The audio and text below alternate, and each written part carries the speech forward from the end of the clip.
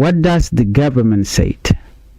The South Sudan government has continued to support the December 22nd, 2026 election timetable.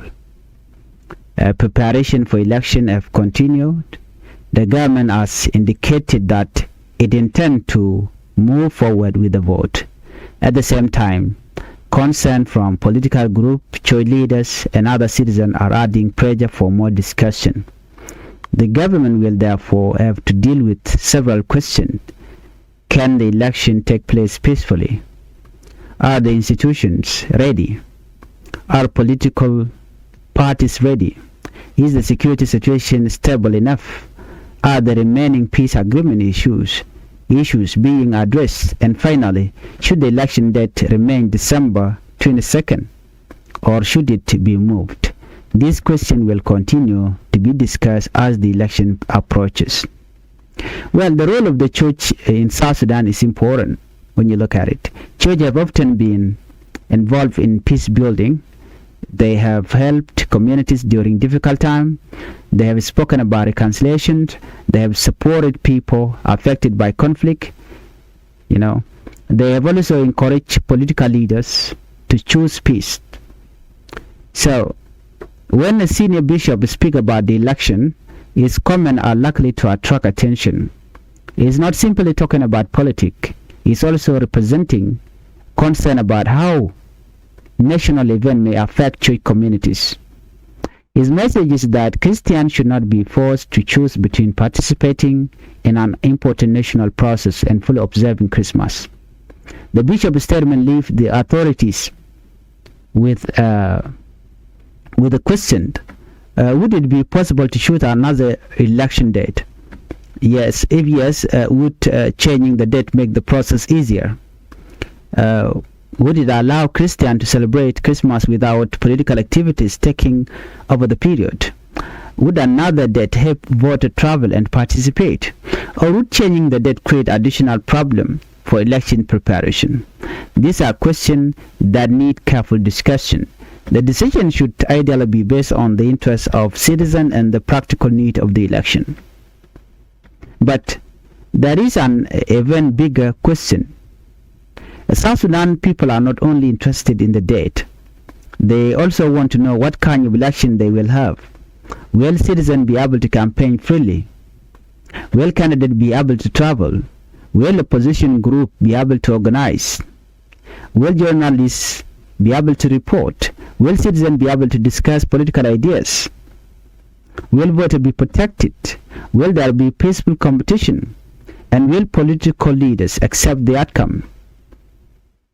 These questions are just as important as the election date. An election should not only happen, it should help strengthen peace and confidence in the country. The discussion also carries a message for young South Sudanese. Young people should pay attention.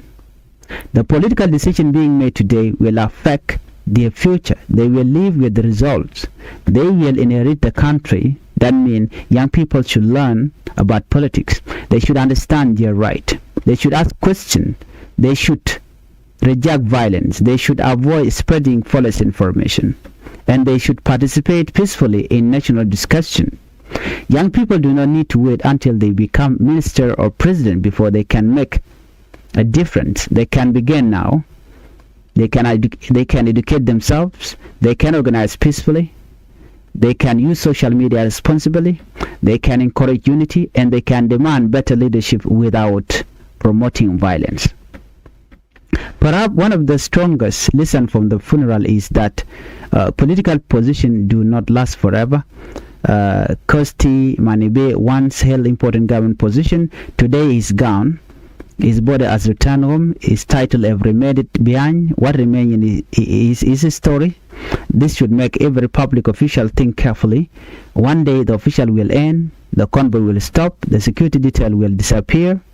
The government position will belong to someone else. What will remain? Your record, your decision, your treatment of people, your contribution to the country. That is the real meaning of political legacy.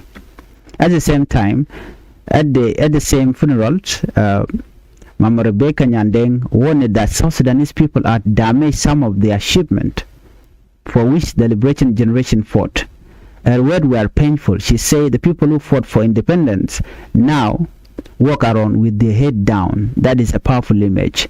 Imagine someone spending decades fighting for freedom and then watching the country struggle with division and conflict.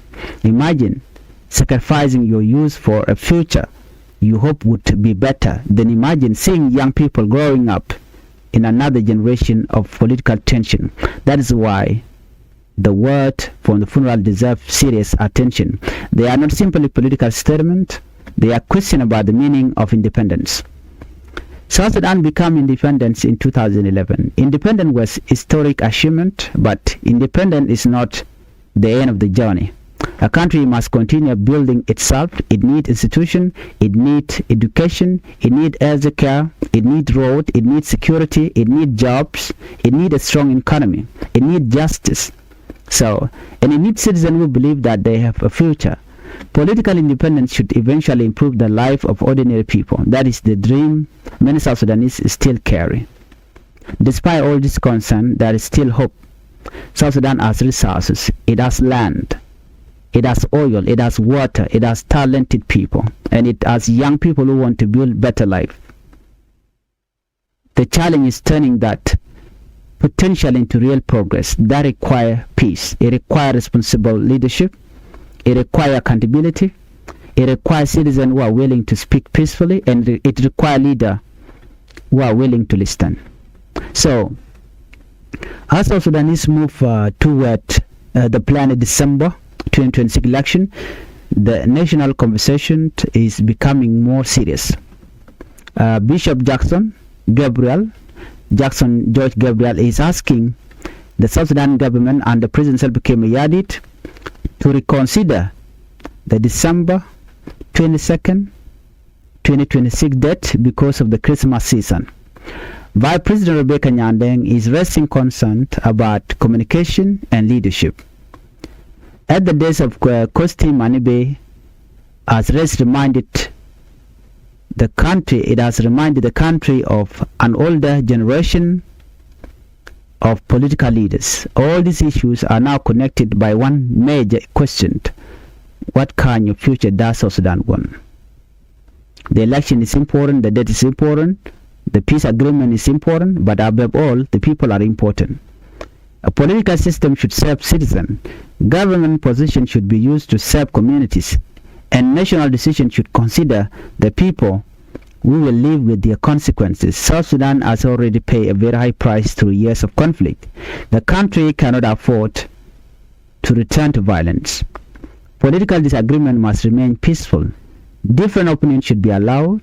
To lead the political leaders, young people, journalists, and ordinary citizens should be able to discuss the country's future responsibly.